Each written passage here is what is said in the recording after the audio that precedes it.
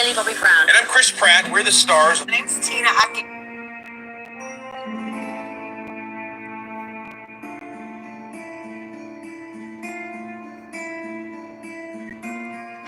There we go.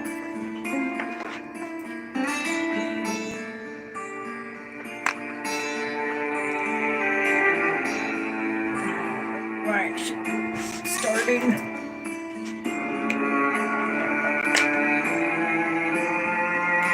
Portal.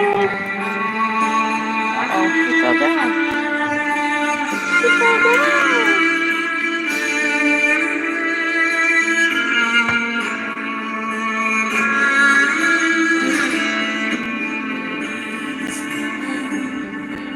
My little sapphire dragon.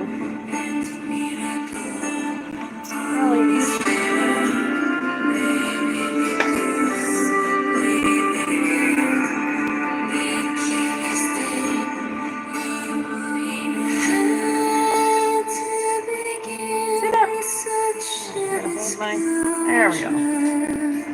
Good deal. Hello, hello, hello.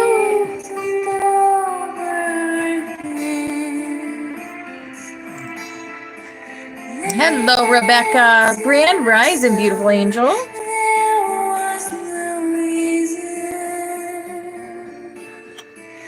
Grand Rising.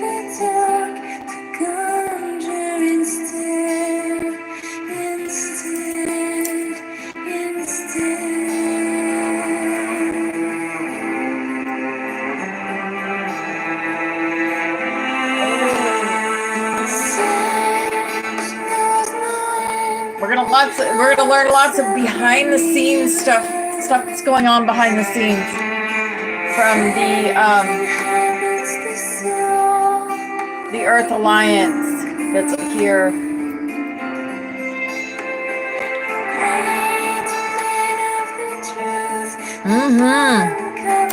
Well, hello there, Kit Kat. Haven't seen you in a while, Gina. How are you, darling?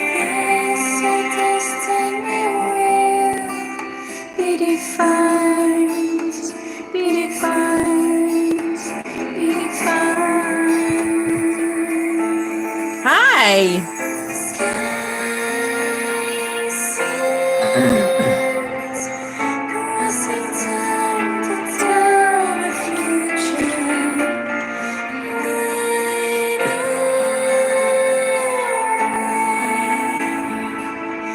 Stonehenge. I touched Stonehenge when I was 12 years old. Yep. And my mama was with me. Hello, Betty. Hi, beautiful angel. I didn't. I saw something on it too. I should have gone outside, but I didn't. I'm sure I'll see pictures on TikTok.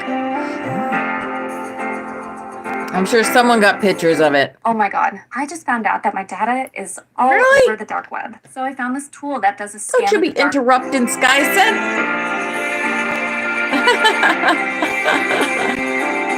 It was cloudy. Yeah, I don't know. Uh-oh.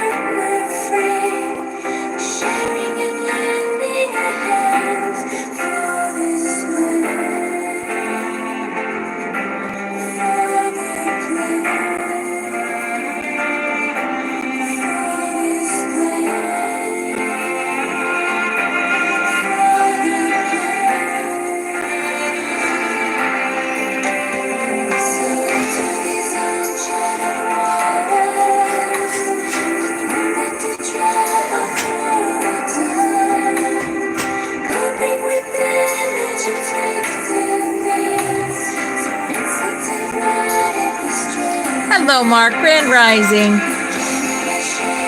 There's Betty. My goodness gracious. Let's see what we can do here.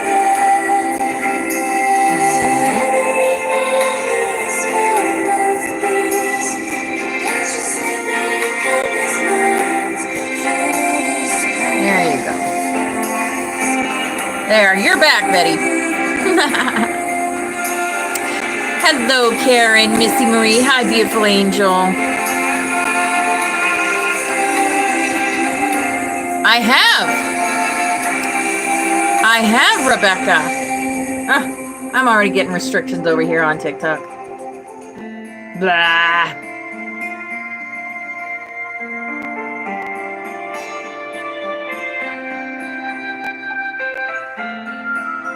Yeah, I sang this on TikTok. I mean on Star Maker, and shared it to TikTok.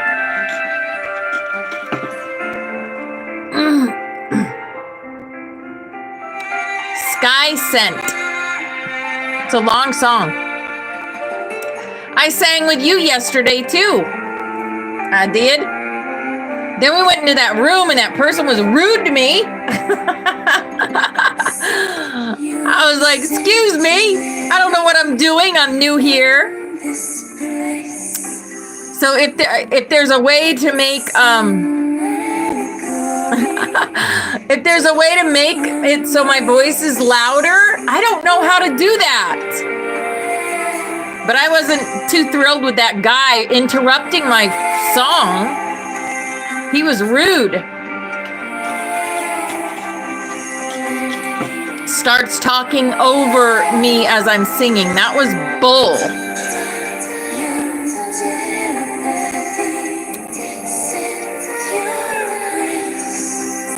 He threw you out?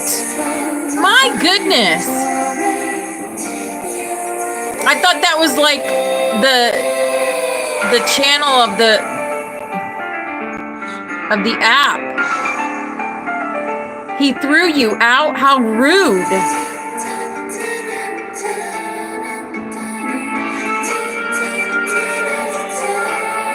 No.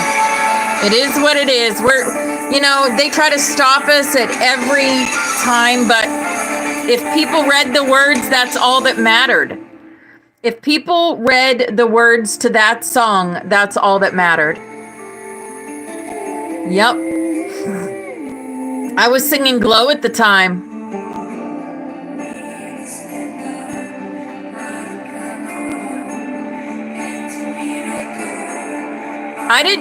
What's the difference?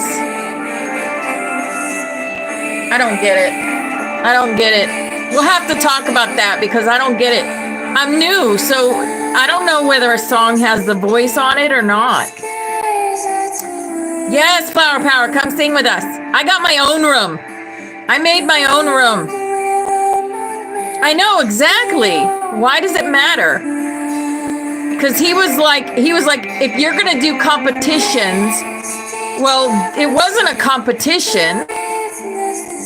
Yeah. But I was singing Glow, so it's the words that matter, not how loud I am. The guy was just a jerk. He was just a jerk. We run into them. Yes, I know. Hi, Brandy. Hi, beautiful. Yeah, and I can't believe they threw you out. I was listening to Rebecca, and then all of a sudden she was gone, and I'm like, what the heck?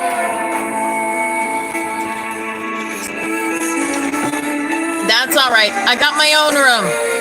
It's called Rainbow Butterfly. Oh, yeah. Well. Oh.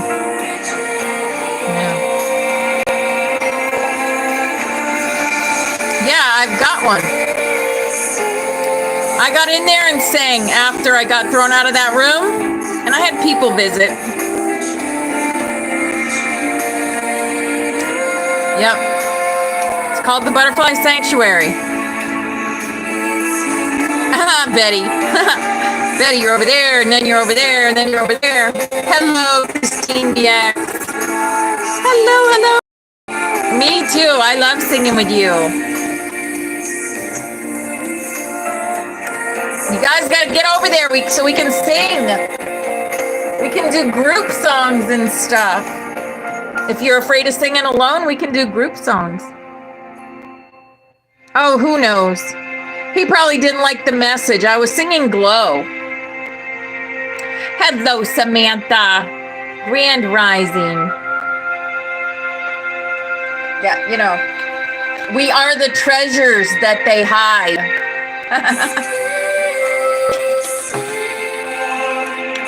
Well, I'm glad you heard it. Hello, Trey. Hi, beautiful. Hello, April. Hello, beautiful angels. Hello, Dawn Oracle. Sky Sent, because we are Sky Sent. Woo! Do we have a day today, guys? Angels, boy, oh boy. We have so much to talk about today. So here's, I'm going to put on Rainbow Butterflies. And it is, so Spirits chooses our music. And if you hear something from a past loved one, it is them coming in just to say hello and that they're always with you. Always with you. You maybe get something from your mom if she's passed, or your dad, or your brother, sister, whoever. Whoever it is, grandma, grandpa. All right. And there is our beautiful butterfly. Okay. I got you guys over here on YouTube, and I got you guys over here on TikTok. We're going to do our cards first, and then we have Rune Day today. So we're going to do a rune. And then we are going to get into the Portal 2012, which is Earth Alliance and news from Earth Alliance. And I'll tell you what, the news is spicy today. I kind of glanced over it a little bit, and it's pretty spicy. Mm-hmm. Oh, that's nice. Oh, you charged all your cards, crystals, and spiritual bits and bobs in the full moon eclipse. Wonderful. Wonderful. Grand Rising, everybody. Oh, have you ever seen the rains coming on? Have you ever seen the rain? Well, maybe. Really? Really? Well, you were working. All right, let me restart this. Little glitch in the matrix. It's okay.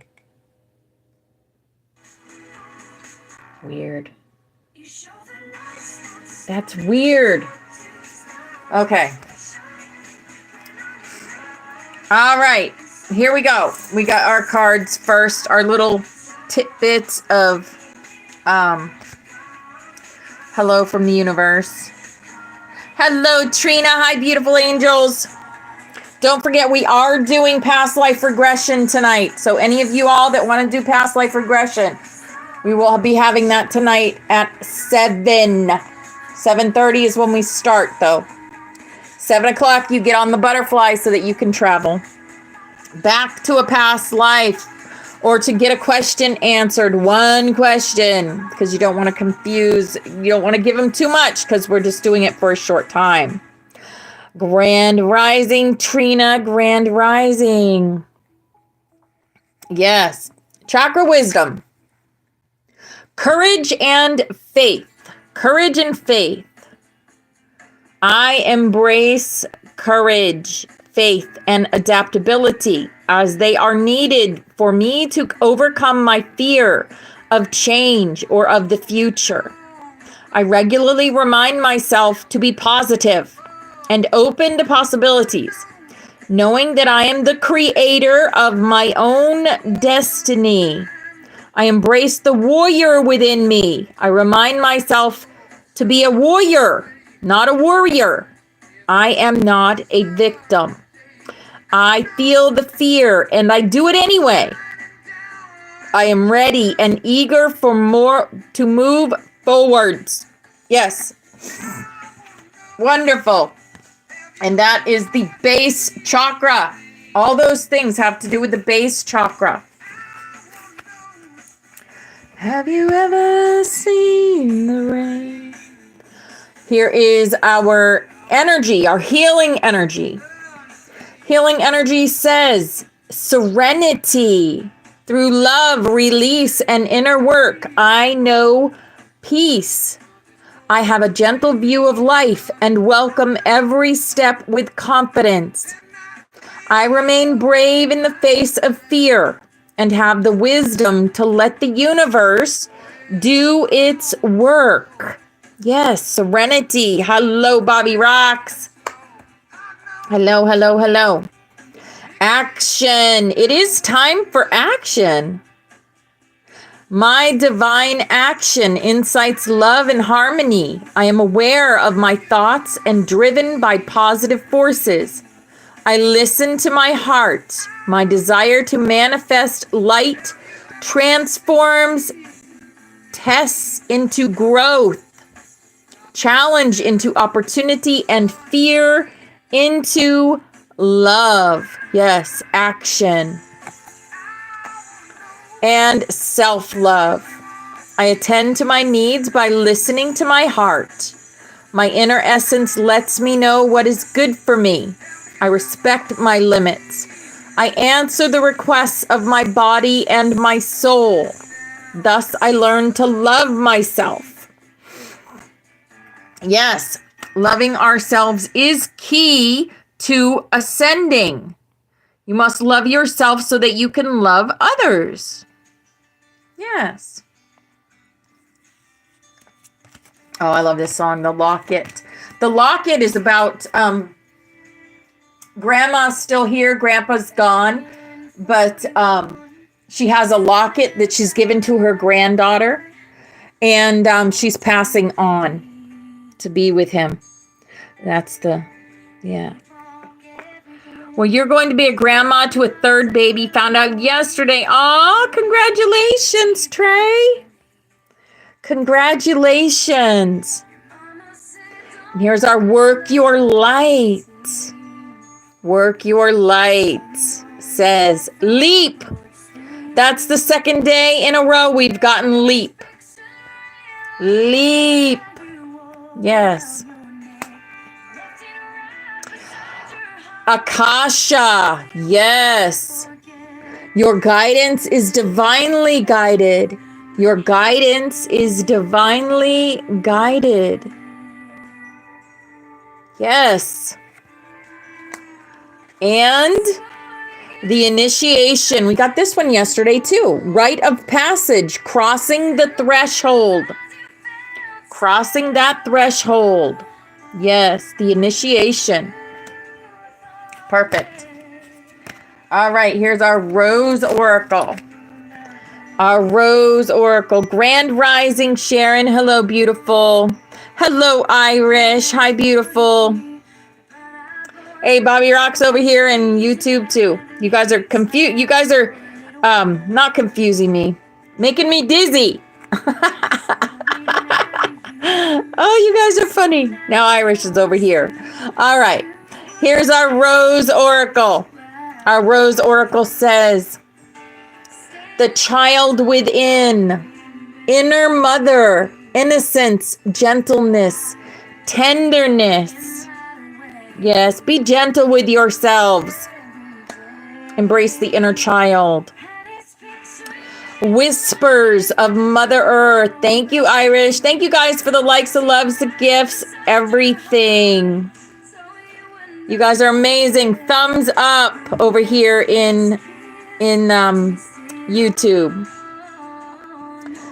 Creativity, ideas, inspiration, artist, writer, channel. Yes.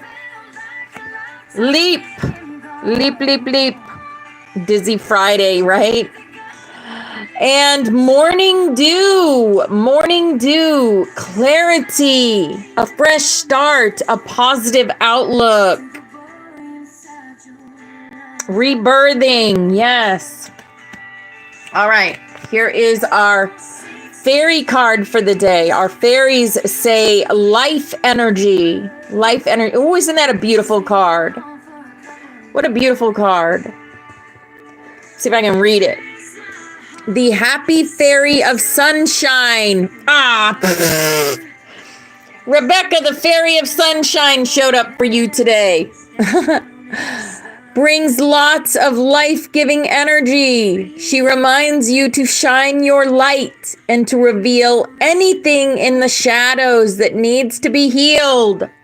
BX, that's for you too. That's for you too. That's me? Yes, you are the sun. Yes. The sun is with us always. The sun, S-U-N, and the S-O-N. Yes, both. Our brother, the sun. Here is our angel card. And our angel card says, listen, listen. Quiet your mind. Oh my goodness, why are you restricting my live? Stop doing that. Listen, quiet your mind, beloved one, and listen to our gentle reassurance that everything has been taken care of. Stay in a quiet and receptive state without worrying about the exact nature of your desire's manifestation. A quiet mind and body hears us quickly and clearly. This is our request to you. Listen. Listen. Yes. Beautiful. All right, and here we go with our animal for the day. Our animal. The loon, intuitive. Yes, listen again. Listen to the song in your soul. Trust your intuition. The power of love. The power of love is the song coming on right now. Trust your intuition as you have a way of knowing. Emerge from the busy life and seek more solitude. Recognize that you are unique and that you are loved. You are loved. Yes, you are.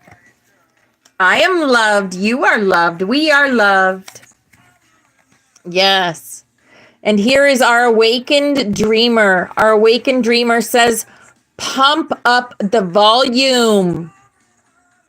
What is your special theme song?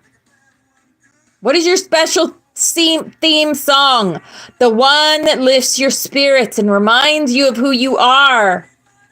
Hear it now. Pump up the volume. Open up and absorb the grace of your sacred serenade being sung to you by the universe. Yes. So many songs sing to our souls, right? Over the rainbow. Yes. Beautiful song. Absolutely. And here is our butterfly for the day. Lots of violet energy today in the butterfly. Every dark night must turn into a bright new morning. Right? We say grand rising instead of morning because morning is, it is, they made it backwards so that we'd say good morning every morning to start our day. But we don't say that. We say grand rising. Yes. Saint Germain. Yes.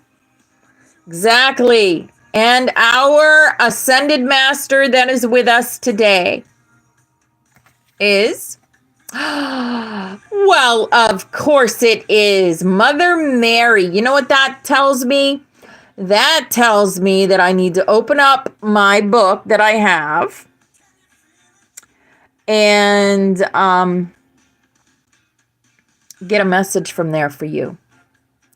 Mother Mary, love and peace. Let go of the need to be right. Choose peace. Mother healing is possible at this time. Mother Mary. We got that mother energy coming in. Beautiful, beautiful, beautiful. All right, there we go. Let me go ahead and put that there and that there so you guys can see the other mother that is always with us. And that would be my mama. And she is always with us.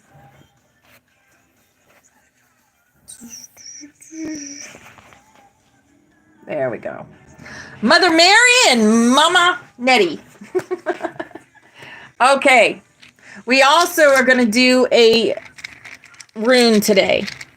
A rune today. Oh, yeah, my mama's always in here. Always with us. Always watching over me. Patting me on the back. Ta-da-da. Okay, here we go. Let's get in there. You think? Algiz, huh? All right, here we go. This is the Gibo. This is the Gibo. We're going to look at what the Gibo means. I believe it's the Gibo. I think. I'm starting to learn them a little bit. Yes, the Gibo. Let's see if I'm right. Am I right? Where is it? Well, yes, the Gibo. Gift, talent, gift, talent is what it is. We're getting a gift. Gibo. Okay, and it is from the first ayat. The first ayat.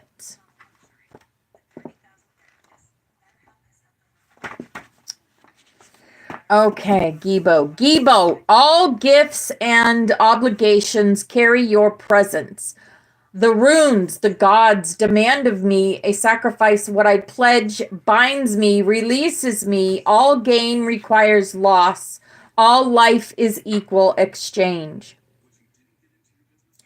It is a lie that there is more happiness in giving than there is in receiving. One cannot exist without the other, and because of that, they are equal. Whenever you hear someone parrot the phrase, there is more happiness in giving, it might be valuable to stop and ask the question, who is benefiting from such a belief? The Gibo rune holds within itself the energy of equal exchange, both the giving and the receiving.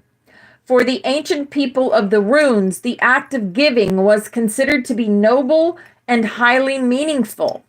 Hospitality often meant the difference between life and death for the traveler or the wanderer. Not only did hospitality need to be extended, it needed to be accepted as well. The acceptance was as binding as the giving. Both acted as a pledge.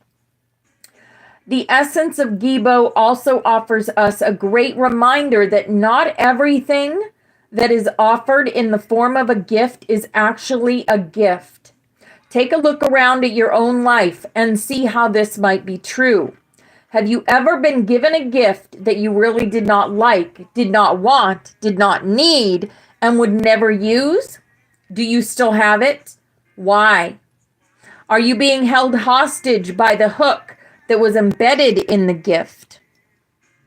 I can't get rid of it. My mother-in-law gave it to me, and she would be devastated. My brother would really have his feelings hurt if I didn't keep this. My best friend carried this all the way from fill in the blank in her suitcase, and I would never dare to tell her that I hate the color. Such examples might seem trivial, but they are examples of instances where the energy of Gibo is out of balance. If you feel obligated to keep something, then it was not a gift. And what about the times when you are the giver?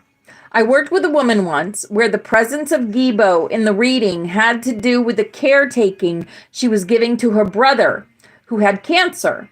She had moved in with him in order to provide care, but she was really angry. And when we got down to the root of the matter, she was angry because he was unwilling to do things regarding his health and possible recovery in the way she thought was best. What Gibo helped to reveal was that her gift of caretaking was conditional. There was no doubt she was giving out of love, but there was a part of the caretaking that was not being given freely. It had a hook. It was the part that held the expectation of how he was supposed to behave. It was really hard for her to admit this, but she had to become clear about it herself. in order to know how to do things differently. The Tiwaz rune that was also present in the reading asked her to speak the truth for herself. Would she take care of her brother only if he behaved a certain way, or would she take care of him no matter what his choices were? Telling the truth to herself allowed her to remove the hook from the gift, right? Gain is not possible without loss. Every decision requires that you release something at the same time as you accept something. This is the power that exists in giving and receiving. Does it bind you? Are you obligated by it? The giving of a gift can also present a challenge. Hierarchy status and pride can be bound up in the giving as well as in the gift itself. And there's Angel playing. I told you my mama was with us. Galina Kraskova, ancestor worker, priest of Odin, and Loki cautions that a gift is a dangerous thing. It always demands a price. The energy involved in paying and the energy involved in receiving. What are your thoughts on this? Gibo will speak to you when you decide to work with the runes. It will ask you what you are willing to make in exchange for the wisdom you seek. Yes. I mean, that it is true. Giving and taking, giving and receiving is to be in balance. So I can see the message there. And there's Angel.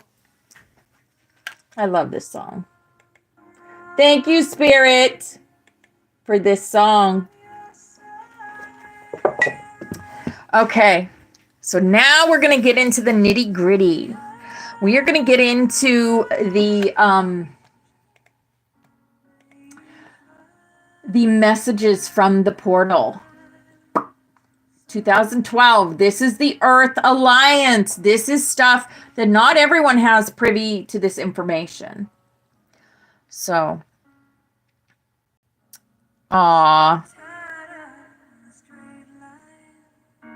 Rebecca, she's always with you. Always with you, as is my mama. They're looking down on us and just holding each other and saying, yep, someday it'll be our turn. Someday it'll be our turn and we'll see them again. But in the meantime, we've got work to do. We've got to share our light and be shiny. Yes, our beautiful mamas. Yes, yours too, BX. All the beautiful mamas that are on the other side watching us and supporting us and sending us butterflies, right? Planetary grid activation. There will be a very powerful planetary etheric ley line grid activation, which will be triggered by the solar eclipse on March 29th. So there is a solar eclipse coming up on March 29th. And there's going to be a very powerful etheric ley line grid activation also. Yes. During that eclipse, a strong flash of light will activate planetary dragon ley lines with a quantum leap. We got the leap card today. To a new level, so that the planetary energy grid will be ready for the cascade of events that will follow in quick succession in April and May. Yes. Aw. Right. We wipe each other's tears. We hug each other.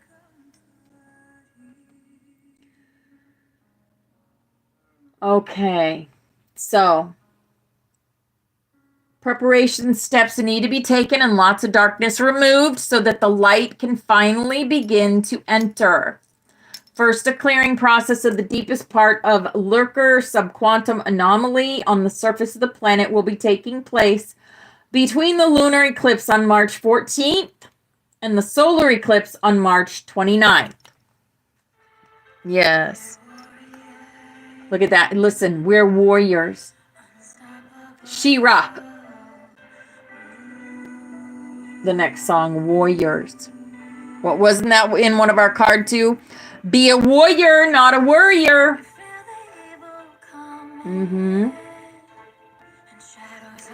Clearing of subquantum anomaly is never pleasant or easy, so brace for the impact. On top of that, Saturn rings will be edge on as seen from the Earth on March 23rd. Yes. Right?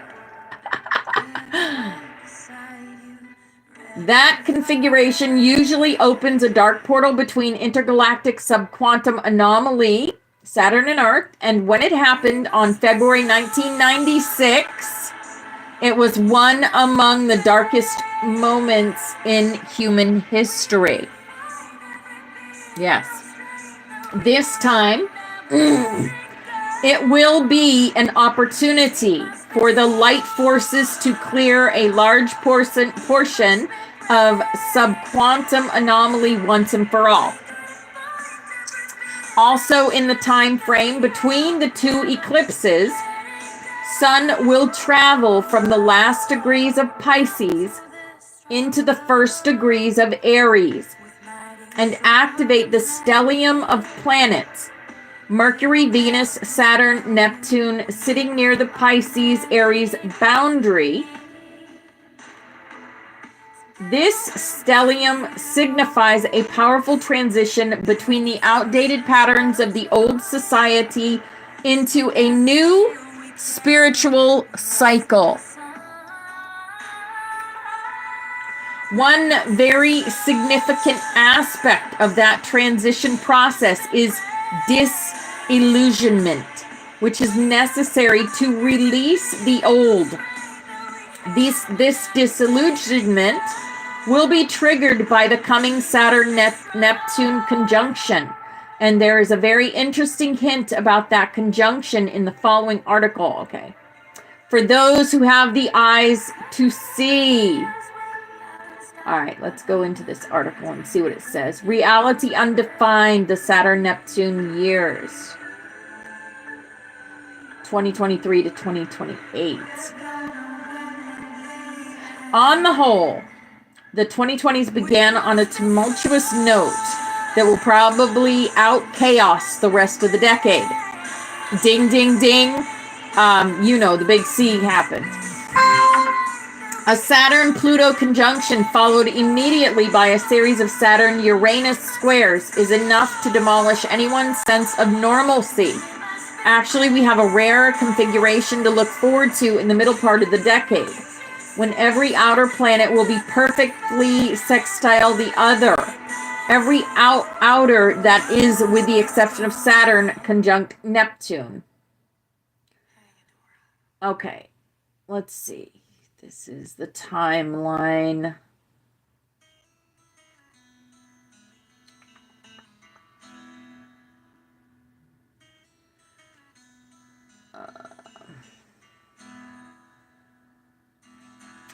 It says reality waits to be determined. Then again, maybe a little doubt is a good thing. Maybe a little dose of skepticism is what will save us in the end, with Saturn and Neptune signaling the merging of the known and the unknown at the first degrees of the zodiac. It's almost as though what we knew before will no longer apply in the face of previous mysteries, solidifying and taking shape.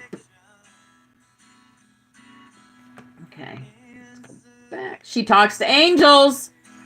She Talks to Angels is the next song playing. Haha. Spirit's coming through loud and clear today. Loud and clear. Okay. Oh, also, this time frame will see a significant energy upgrade of the tachyon chambers. For the planetary energy grid to function in harmony and balance, more tachyon chambers need to be activated, especially in North, Central, and South America. As Palladian fleet is getting closer, the healing process inside the chambers will be getting even more effective. Remember, I told you, if you have any physical ailments and even have any doubts, mental doubts, set intention to go to the tachyon chambers on the mothership, on the New Jerusalem. And you can also set intention to go to the med beds that are on the mothership. Okay? I don't know about the ones on Earth yet. I do know the ones on the mothership are very powerful. After March 29th, many key planetary vortexes will experience powerful activations. All of you know what a vortex is. I've showed you in the ley line maps what a vortex is, right? It's when two or more ley lines cross each other. In the middle of that is the vortexes. Usually, small vortexes are just two lines. Larger ones are 4, 6, 8. And some are really, really big with like 12 ley lines going in them at one time through them. So this would be the vortexes. And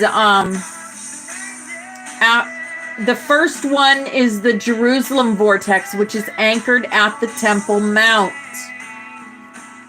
During late Atlantean times, this was the main Orion programming and implanting center for the native Tuvian population. Okay.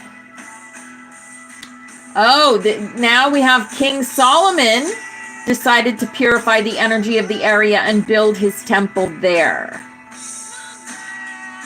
King Solomon's was in a lot of the fairy readings from Forest Fairy also.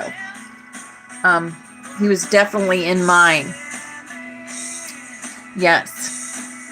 Your state has many vortexes, absolutely. Yes. Do you know one part of Solomon's temple was dedicated to the goddess Asherah? I feel like I need to look this up. Goddess Asherah. Copy. And we'll paste. Let's see who this is. Asherah was a prominent ancient Near Eastern mother goddess. Ding, ding, ding. Often depicted as a tree or a pole, and her worship was widespread through Syria, Phoenicia, and Canaan. The goddess Asherah, queen of heaven, mother of creation.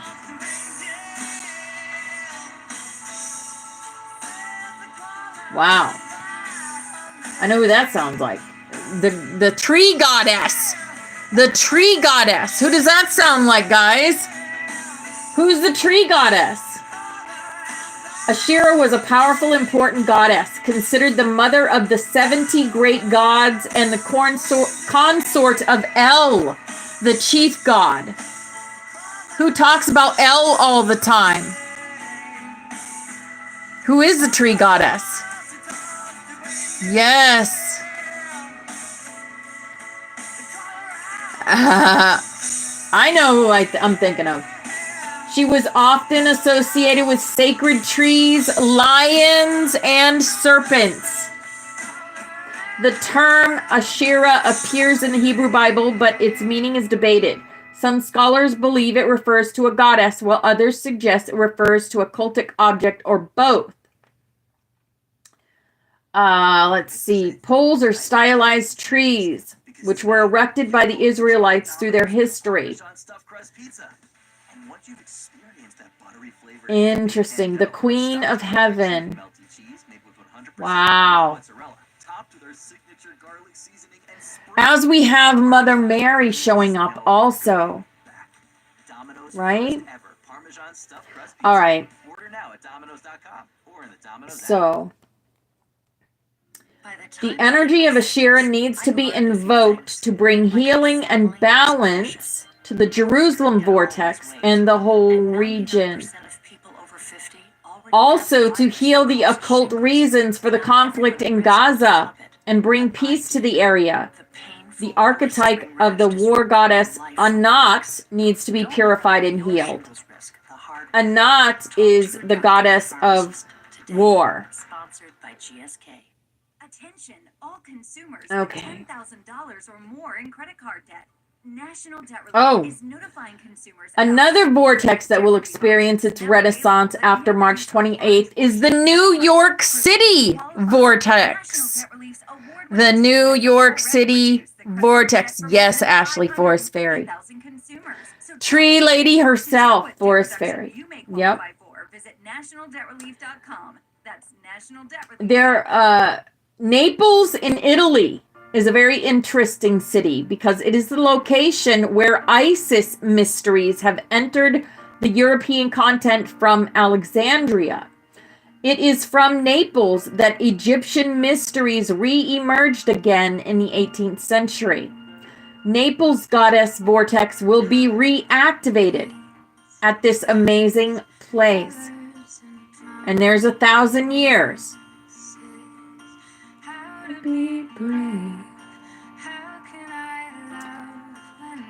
And then you have, I mean, this is a huge planetary activation. The completion of the Pan-American Dragon ley line. That is what this is all about. Wow. That's amazing. Okay. So now I'm being pulled. Okay, so that was the news from the Earth Alliance. And the Mother Mary wants to say something, and I'm going to find out what she wants to say.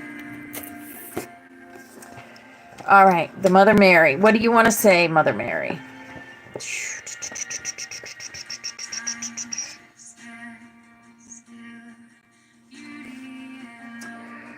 Okay. So, Mother Mary wants to speak to us through our brother. Okay. It says, Yeshua meets Babaji. Babaji. Later that evening, Yeshua gathered us together again and said, "Now, my beloved ones, I will share more fully about our experiences with the great master Babaji.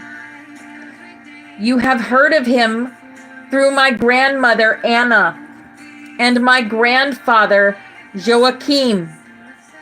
My father's words concerning Babaji were few. I did not know why my father spoke so little of this one. Yet, when we met face to face at the abode of one of his disciples, I began to understand.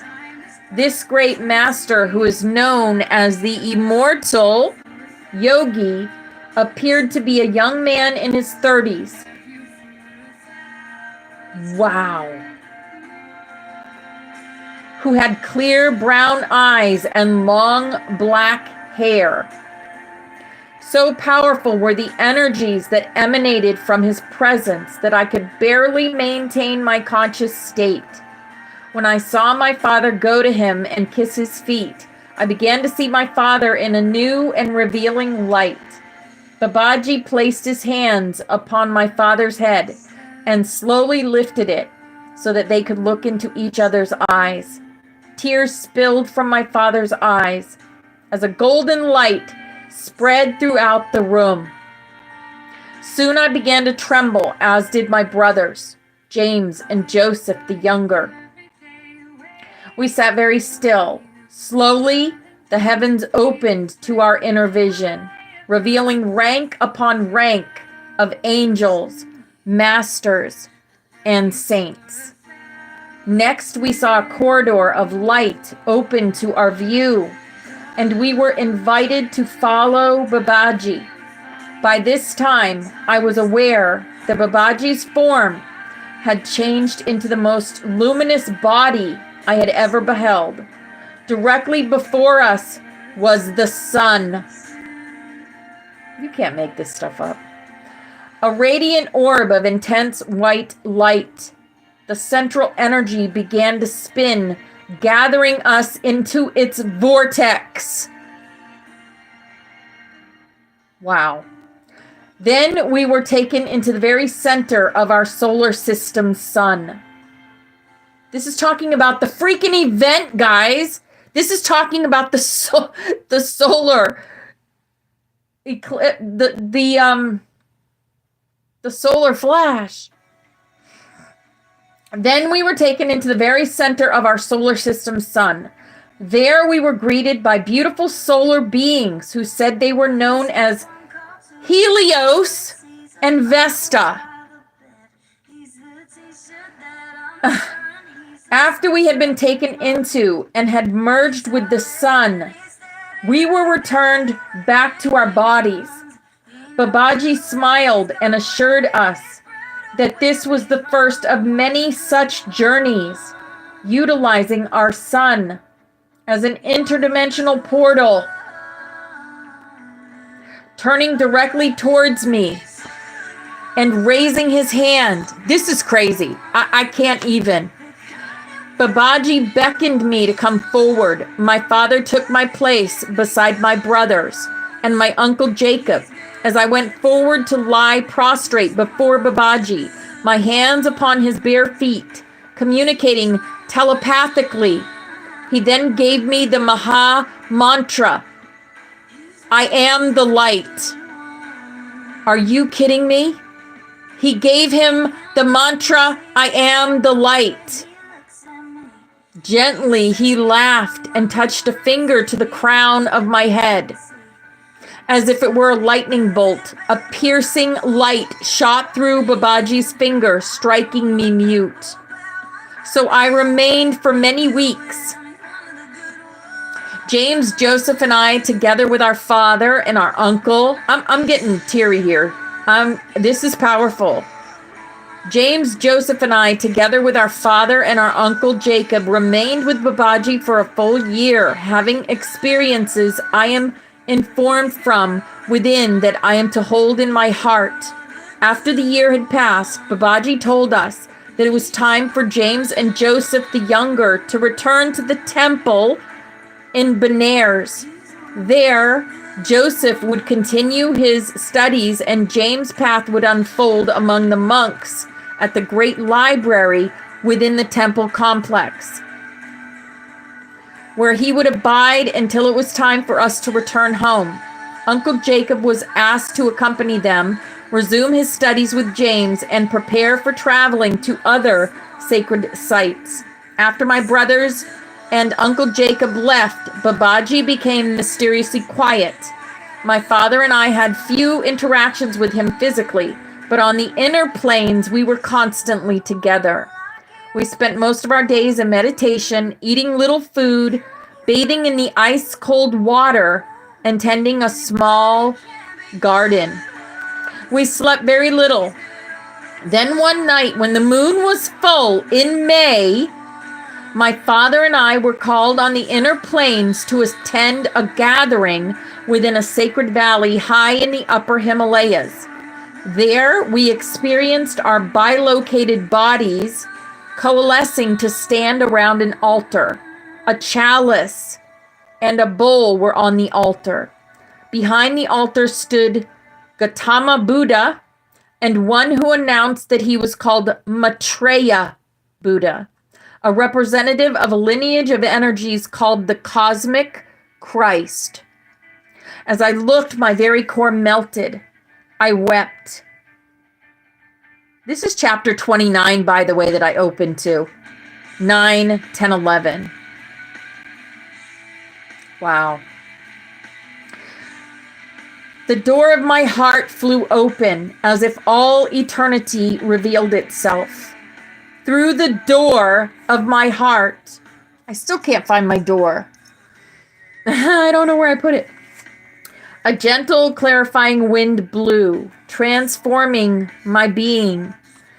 Then I was told telepathically that I must bring my physical body to this valley, where I was to enter a monastic community, far removed from the world. My father turned to me and took my hands, pressing them to his lips. Tears flowed. Our hearts merged as we went outside, walked off a distance, and lay beside one another upon the snow. When we awoke, we noted that the snow had melted from the great heat that abided in us. All around us, in a circle, 12 feet in circumference, were white alpine flowers growing in an emerald field of fine-cropped grass. They gave forth the sweetest perfumed scents which filled our nostrils and nurtured our lungs. Then our consciousness returned to our physical bodies. We opened our eyes and gazed at one another, lying on our pallets in the small room. How long we simply gazed and drank each other in, I know not. Perhaps we might have continued in this manner indefinitely, except that a soft knock attracted our attention. Babaji entered, carrying thick woolen robes, fur boots, and leggings, and empty leather packs. He said it was time to go into the retreat of the masters whom we had met last night. Little did I know then that my beloved father Joseph would not be returning with me. I was so taken up with the exquisite, tantalizing feeling of being with a true avatar that I hardly noticed my father's loving looks, which spoke more to me in hindsight than in those few remaining months we had together. So it was that Babaji escorted us through extraordinarily high mountain passes. Finally, we came to the sheer wall of a granite cliff that had foot and handholds carved in it. It was required of us to rope ourselves together, take off our packs, and then pass our packs along on a rope to the first one who arrived at the other end of this precipitous passage. However, this was not the last test of our determination to arrive at our destination. After several more days of long trekking, we came to a deep gorge where we could hear the distant echoes of a roaring river below, which appeared as a thin white ribbon. There was no bridge. Nothing could be seen that would convey our mortal bodies across this narrow chasm. I sat down puzzled and somewhat downcast. Had Babaji erred? I searched his glowing face, which was expressionless, except for a twinkle in his eyes.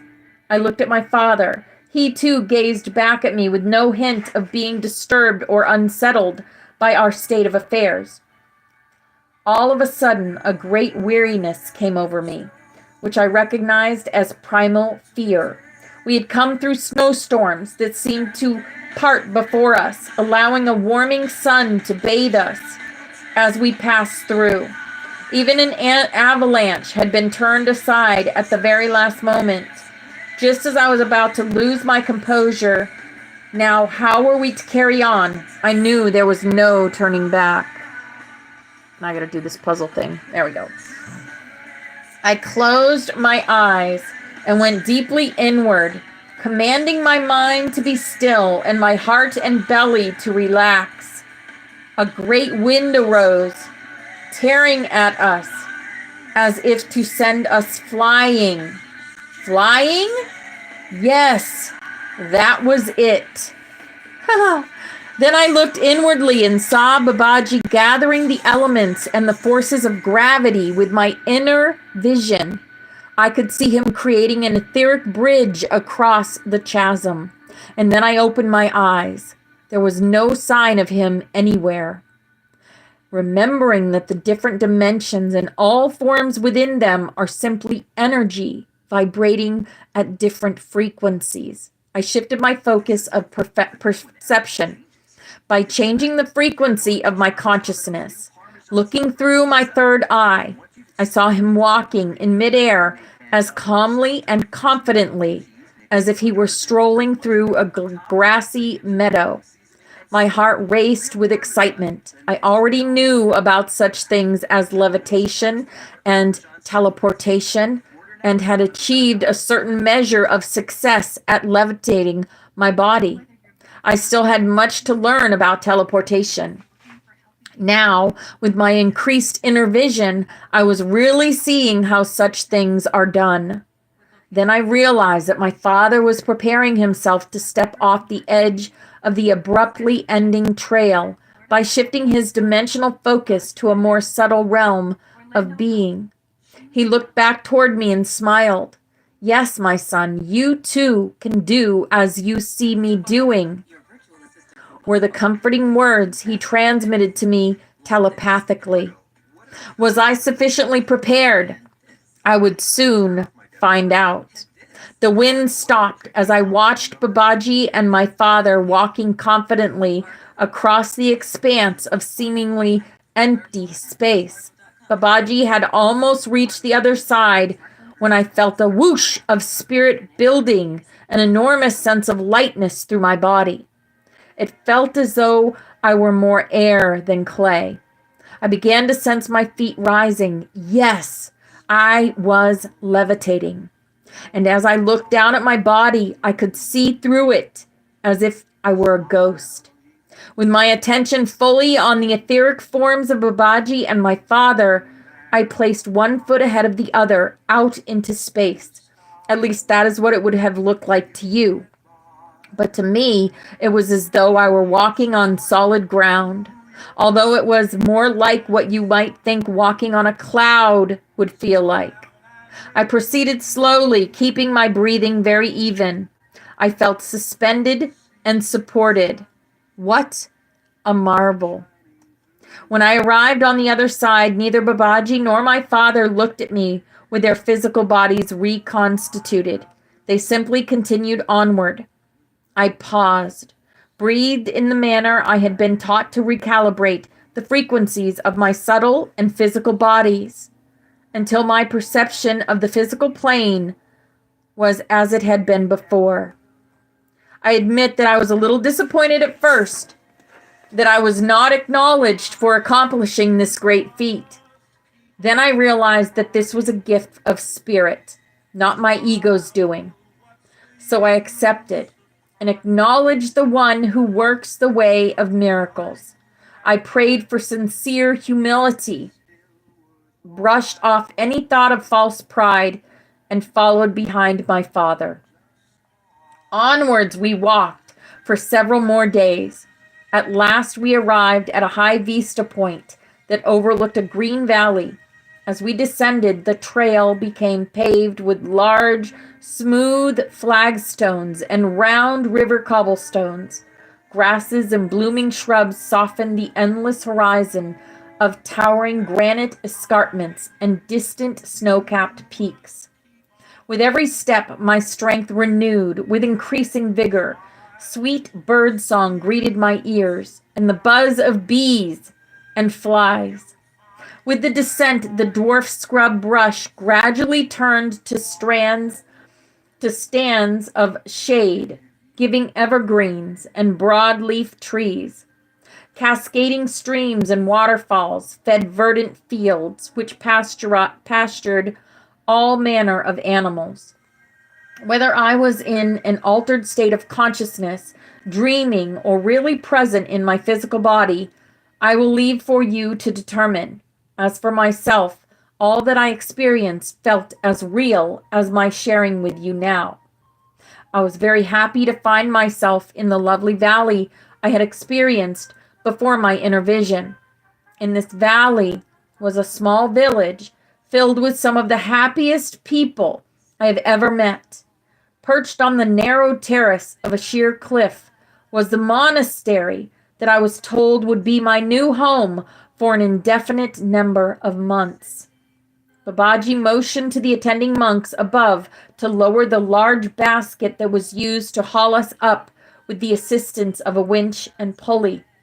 Upon climbing out of the basket, I was pleasantly surprised to find Babaji and my father passing through an inconspicuous door. Out of the indigenous stone was carved the entrance of a beautiful temple, which was located in a former cave of large proportions. I stood in awe and wonder. Oh, did you hear that? If you're here, Christina. Wow. It was simply designed yet resplendently decorated with statuary of the deities representing the many attributes of our Father, Mother God. One of the monks then showed me to the monks' cells and invited me to leave my pack in my new home. I noticed that the monks who served here wore different robes, denoting some were Hindus and some were Buddhists. Babaji then escorted us back to the village, where we entered a small house that served as Babaji's residence whenever he visited the sacred valley. My father was invited to refresh himself with a warm bath, a gentle massage, and a nap, while I sat in the quietude of Babaji's small cloistered garden. This comfortable yet very modest home would be my father's temporary abode. Now, as I look upon your nodding heads and yawning mouths, I bid you a restful sleep. I invite you to return on tomorrow's eve for the conclusion of my story, said Yeshua, as he placed two sleeping children into the arms of their parents and walked quietly to his room. Wow. Hello, Mama Alicia. Wow. This book is going to be so good. That was just a taste of that book. Holy moly. Wow. Wow. Yes, Christina. He was talking about a cave. A cave. That was Jesus. That was Yeshua. That was his story. He did all the things, guys. He did the telepathy. He did the cave. It talked about a cave. He did what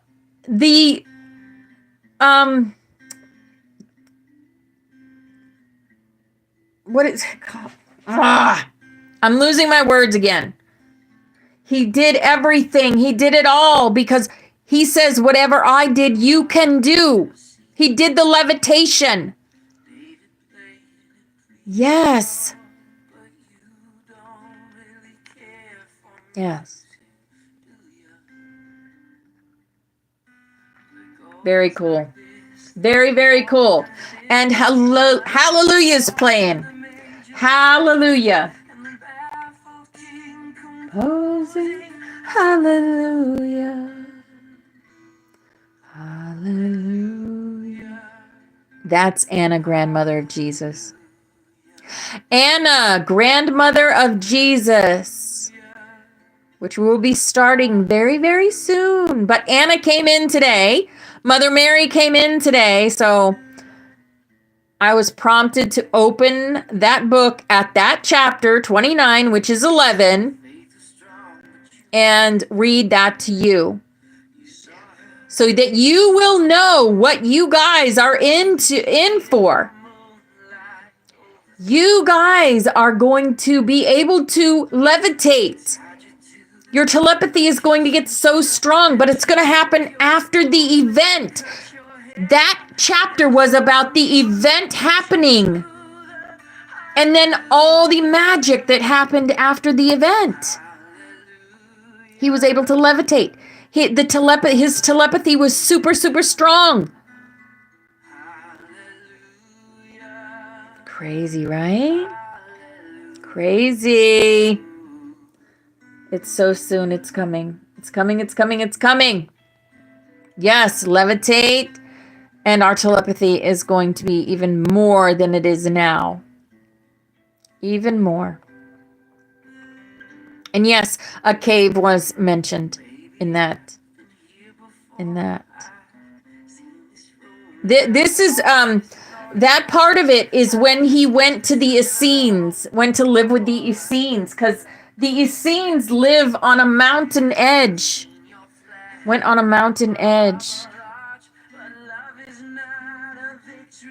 That was the Immortal series. No. That was Anna, grandmother of Jesus. That was this, sweetheart. That was Anna, grandmother of Jesus. So this is the next book that we're going to get into. But Mary came on, so I was like led to open that book That's what they were. Anna and Mary Essenes. Yes. Yes. Wow, Meowser. That's awesome. Yes, we have flying dreams. This is our game. We can play it however we like to, right? This is for entertainment purposes only. Always. We have so much fun. Fun, fun, fun. Yep. We have 3 minutes till snaps.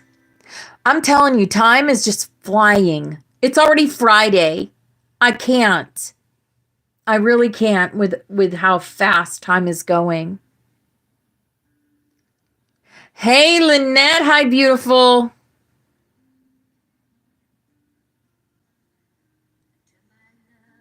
Took it down. Yep.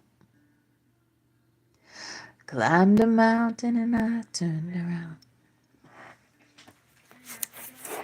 Saw my reflection, saw your reflection. The big boom of love is on its way. Yes, it is. It might just be personal for each individual, but I think this time it's going to be collective. Sometimes it was personal. For some people, it was personal. Maybe I've already been through my grand solar flash because I seem to remember going through something like that when the Kundalini arised. Maybe the grand solar flash is for all those that the Kundalini hasn't risen yet. It's going to force rise Kundalini. Whoop! Maybe that's what it's for. I don't know. Oh my goodness. I could be wrong. We can use our imagination. Yes. Yes. Yes. Connecting with your Christ consciousness. Connecting with your higher self. That's what it's all about.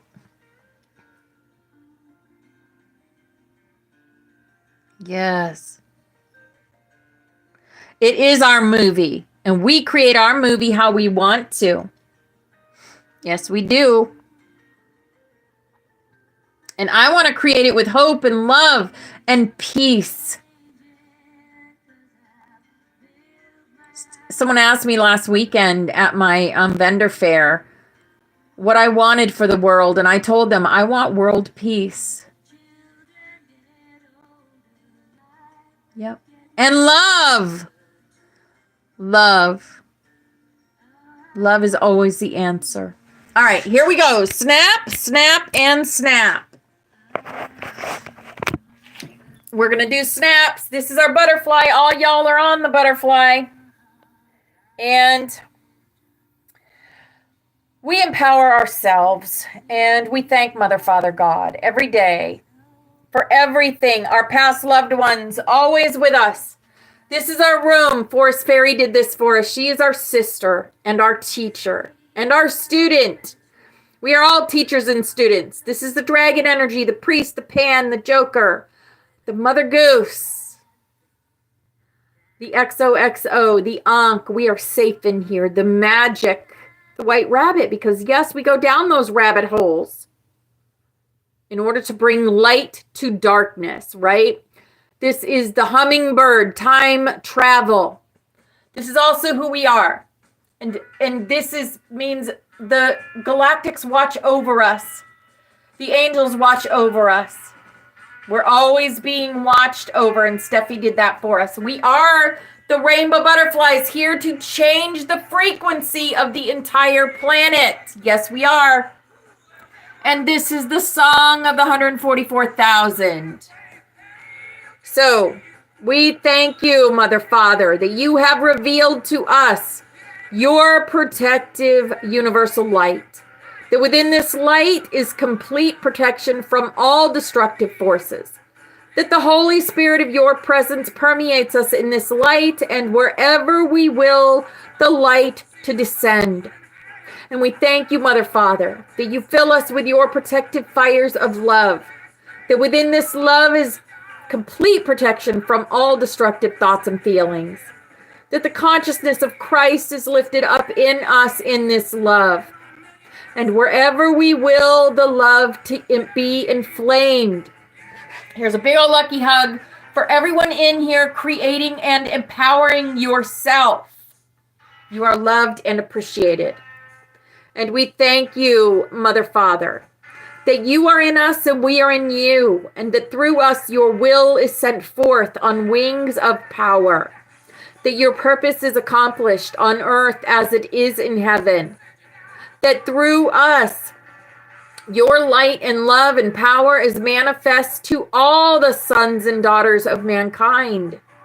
We are the love. We are the light. We are the truth. We are. Yes. And divine love is working through us here and now to create the new earth and bring in the golden age. And here is our healing chain. And all these people have asked us to connect our energy with theirs so that they can heal themselves.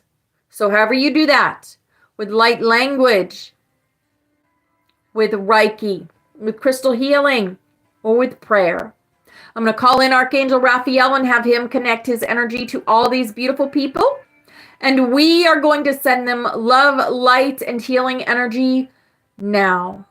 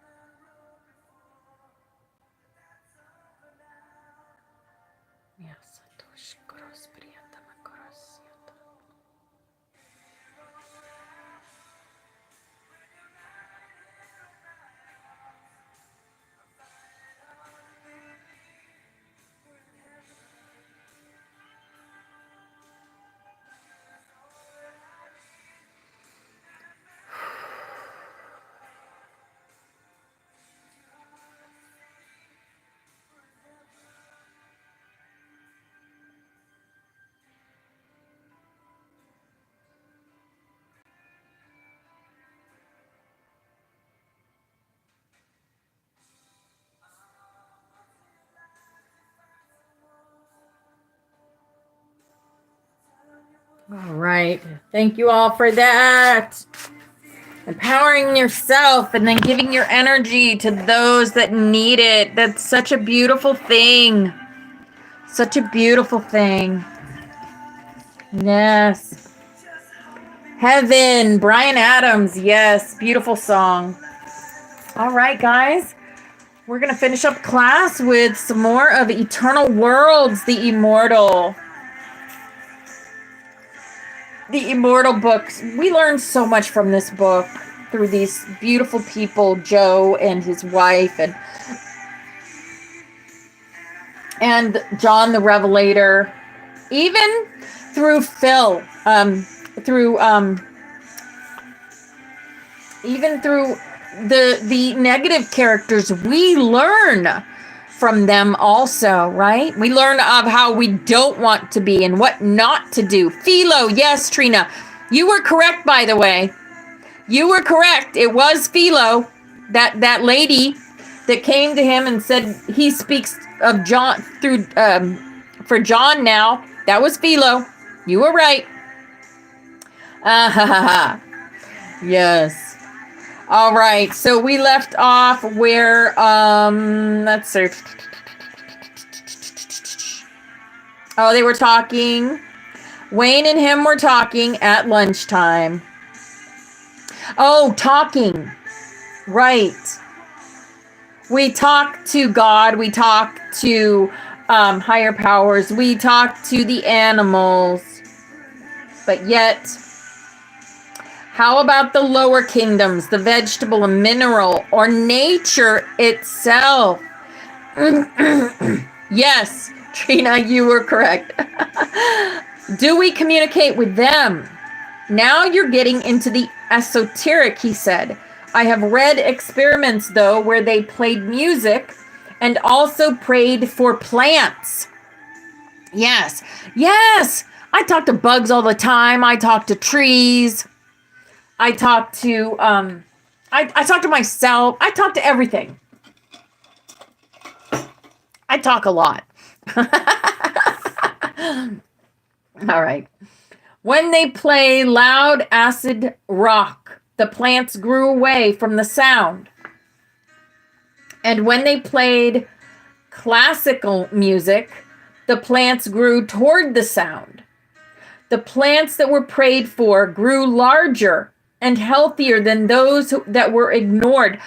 There is a science project where you can put rice and water in a jar, and the jar, and you put love on one and hate, and then you say loving things to one and hateful things to the other, and you will see the rice in the hate jar gets moldy and black and nasty, and the one with the rice in the love jar stays white and beautiful.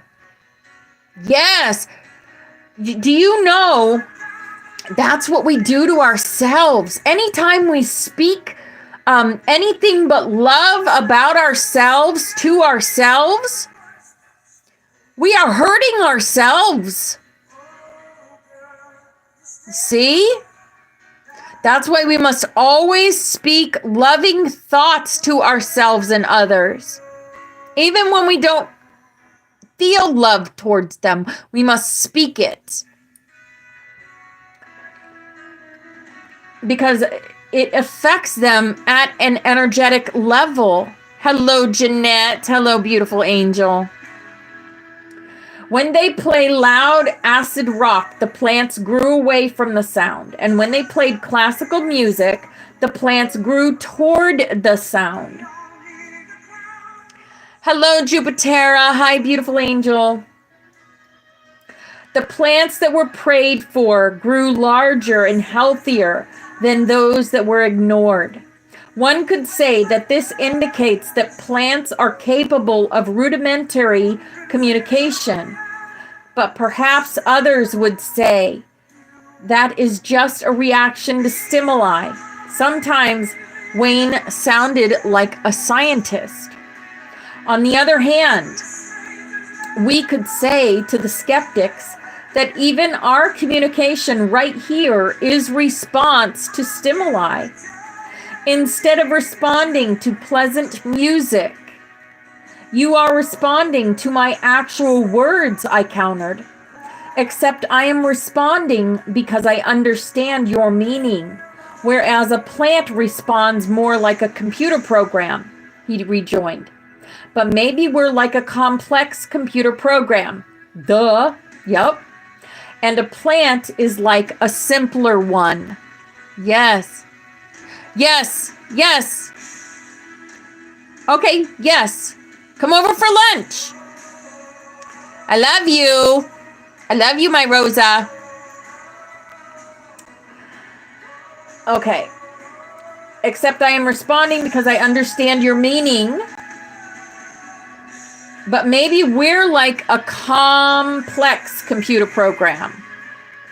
Yes. And a plant is like a simpler one.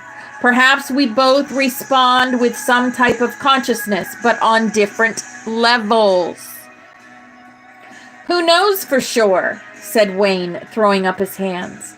Whatever the case, I'm listing number 5 as human nature. Can you think of another one? The waitress brought us our omelets. This looks great, said Wayne. I think we'll have to come back here again. Sounds good to me, I said, taking my first bite. Wayne took a bite too. We really will have to come here again. Glad you like it. Don't lose track of what we're doing here, though. Have you thought of another item for the list? Well, he replied, chomping away. We seem to receive communication in our dreams. Sometimes we receive knowledge we are unaware of in the waking state. This could come from a higher or subconscious part of us, or it could sometimes come from outside of us. Whatever the case, some type of communication is involved. That's good, I said. How shall I word it? Let's see. Number 6, human subconscious, or possibly human dream state. Human dream state sounds better, said Wayne. We get some communication from our subconscious, even in the waking state. Good point, I said. Then for number 7, we can add human subconscious higher self. Yes, higher self. Like you say, we receive numerous impressions from our subconscious in the waking state. Any more ideas? It's your turn, he said.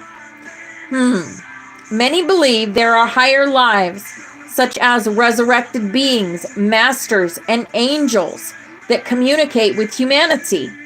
I suppose we can call number 8 humanity higher lives.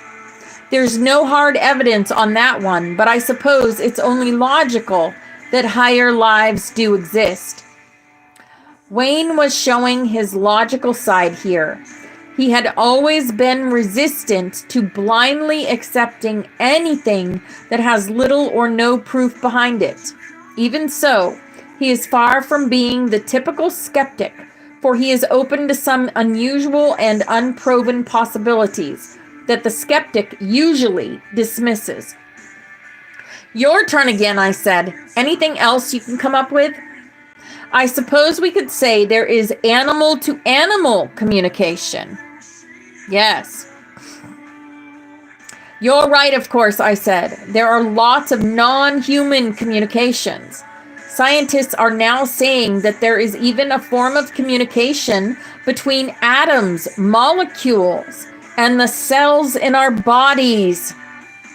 Yes.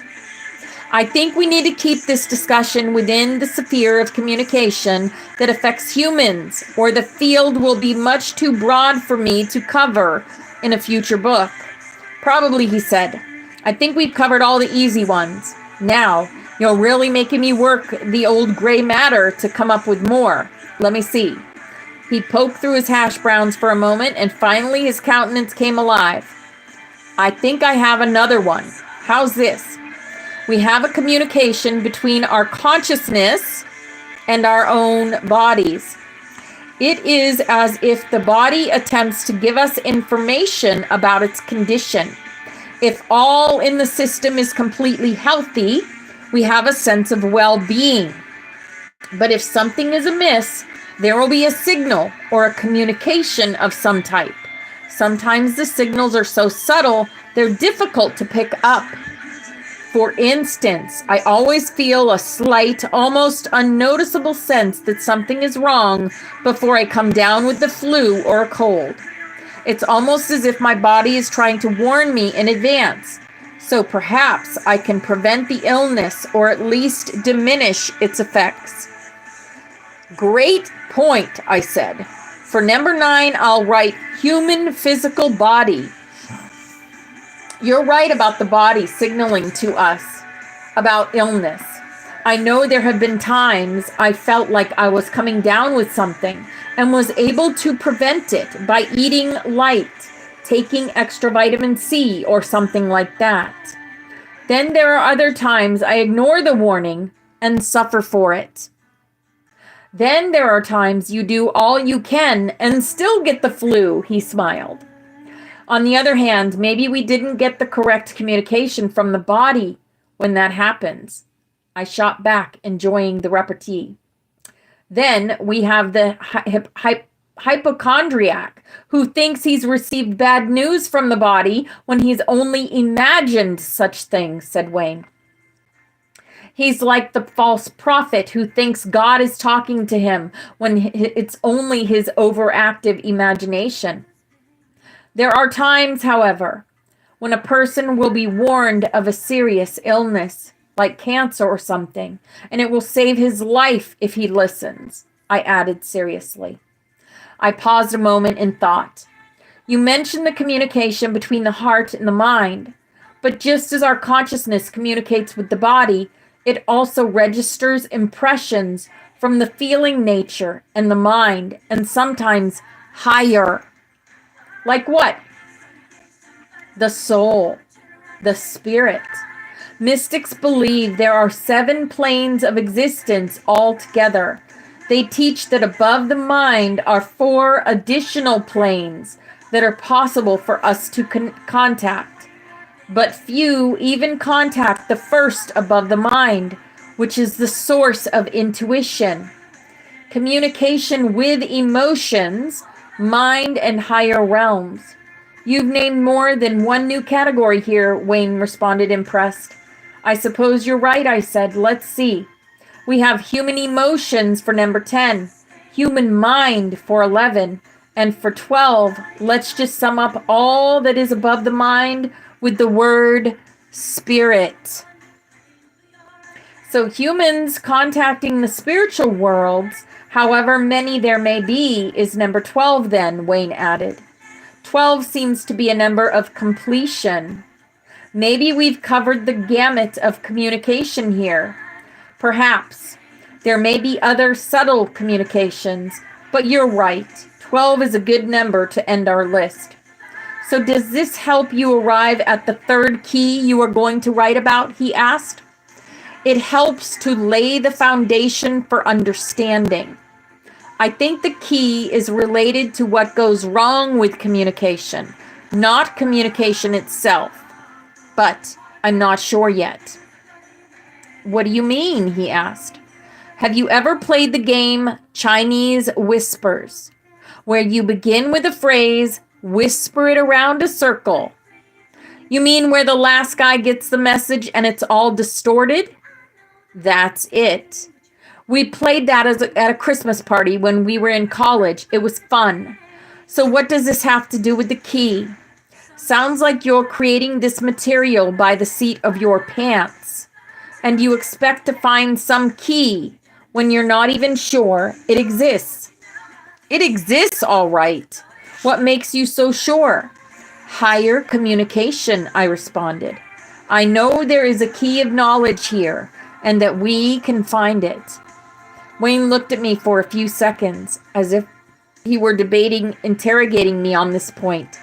And then he replied, okay, let's operate on the assumption that there is a 3rd key, and maybe more. What does it have to do with Chinese whispers? Let's look at what happens in the game, I said.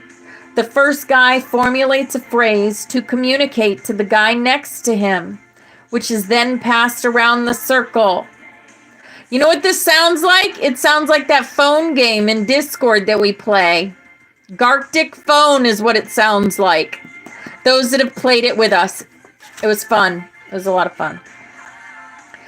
Each time the phrase is repeated, the meaning has deteriorated until the original is as good as lost. Do you think this principle would apply to the 12 types of communication that we concocted? Makes sense, said Wayne.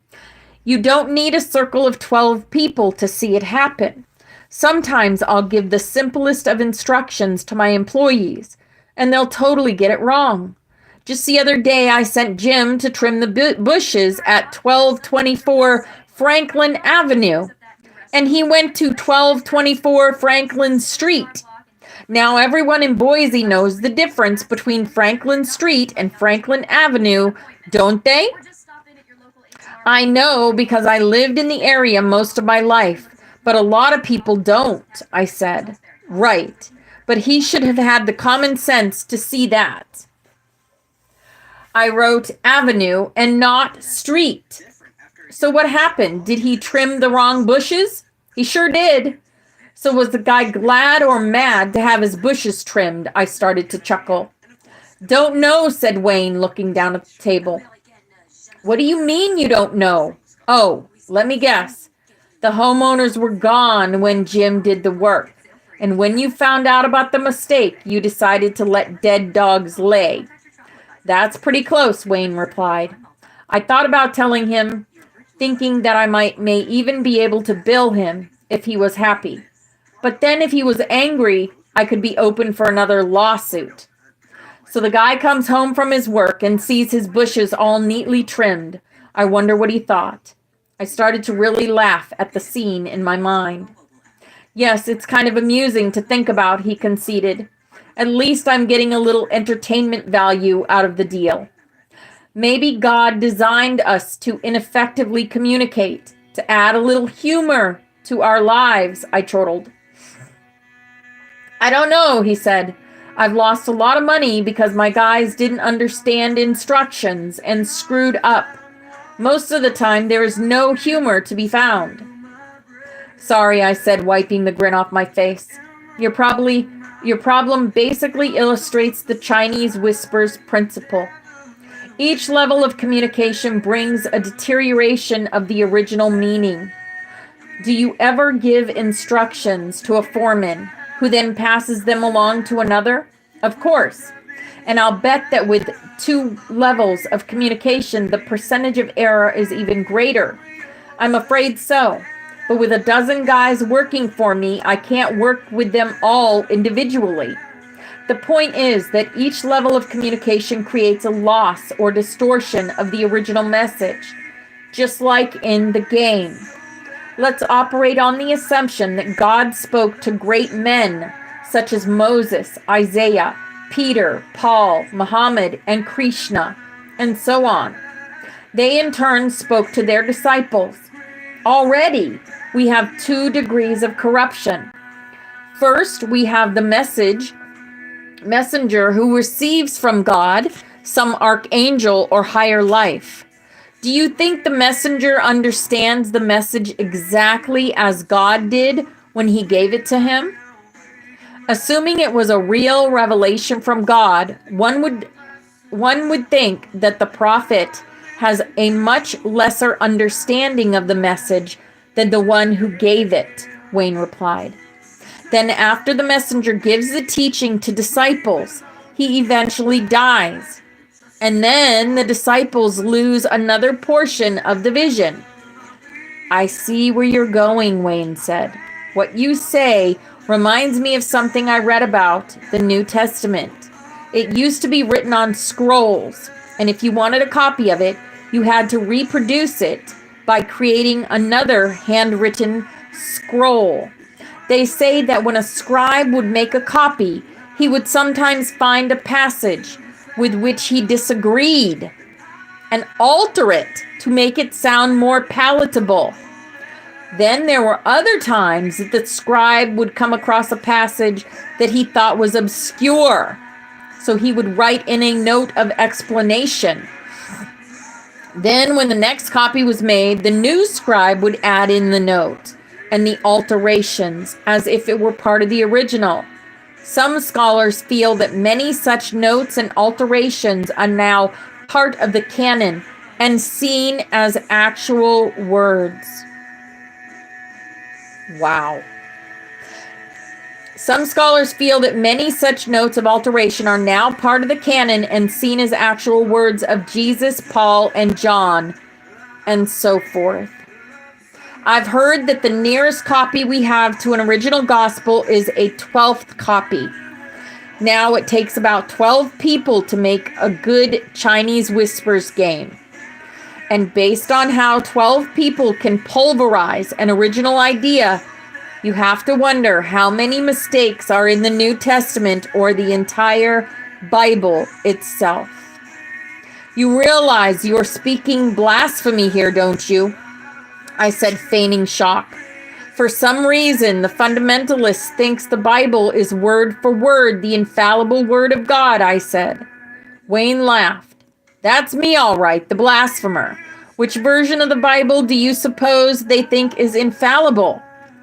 Well, the hardcore usually go strictly by the King James. But the more orthodox and traditional Christians realize that this old standard is not perfect and are using more modern versions. So do they think these modern versions are infallible where the King James is not? I think they see the original Greek as infallible, but they fail to admit that the 12 duplications that you mentioned could have produced any errors.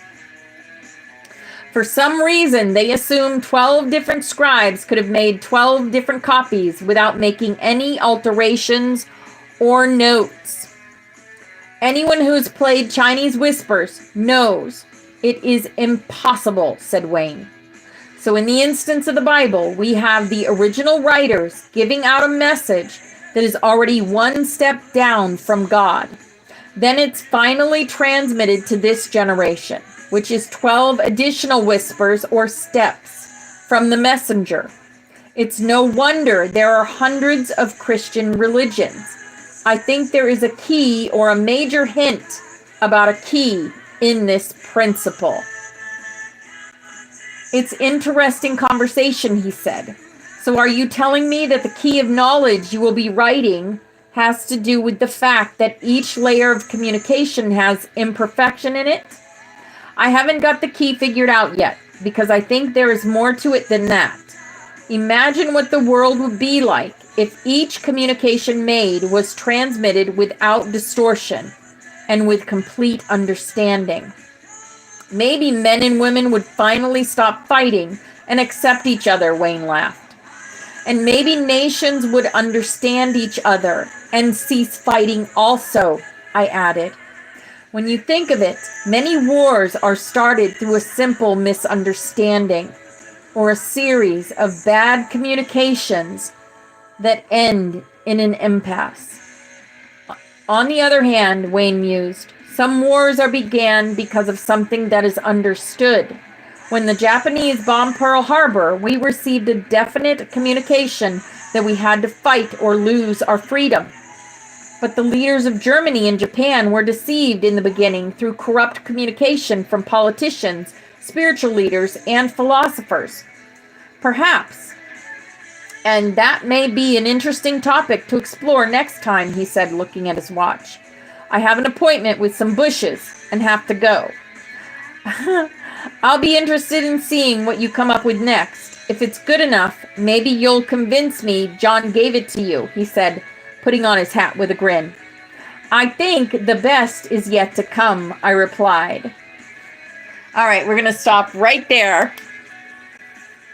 Wow, that was great. What a great lesson from Wayne and Joe today. What a great lesson. And that, my darlings, is class for the day. Wow. I learned a lot today. I learned a lot.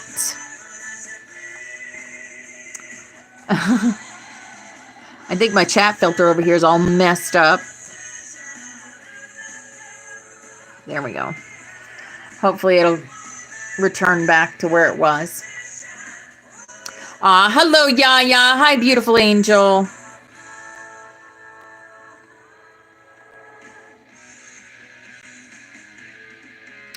Am I having guests? Well, my daughter will be here in a little while. Not for a while, though. Did you guys want to come up? And anyone want to come up and share anything today?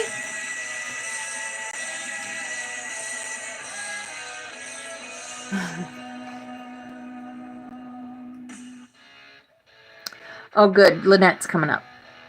Awesome. And beautiful BX. Hey, beautiful. Hello, hello. Hey, guys. Hey there she is. You go first, okay? Because I'm looking for something to share. I'm just here because I'm out of TikTok jail, and I'm just going to show you guys my views. You talk on mute. Out of TikTok jail. That's awesome. All right, so I'm gonna while you're sharing that. Oh my gosh. You don't have chemtrails. I'm so jealous. That's you have so many beautiful. chemtrails here. It's making me sick. They're making That two is right so now as you beautiful. said that. Only two. Lynette. Oh, I They're see making it that. right now. Right as you said I it. love it. Yeah. Straight up right there. Horrendous here. Yeah, I have I know. never seen it so I bad. will- I've never seen it so bad. You know why? Because we all forgot, I forgot as well that we're part of the clearing of those. So we got to do it daily. We got to do it daily, y'all. Daily. Sorry. Yes, Mondays off. yes. Grid work. Grid work. Okay, so I have something to share. Okay, you mentioned Maitreya, and I cannot believe you mentioned him. I have been sitting on this book that I have been on the fence about sharing. It's a 15 series book, 15 book series. Oh, wow. Right? That's why it's really, really long, but it's okay. The lady who wrote.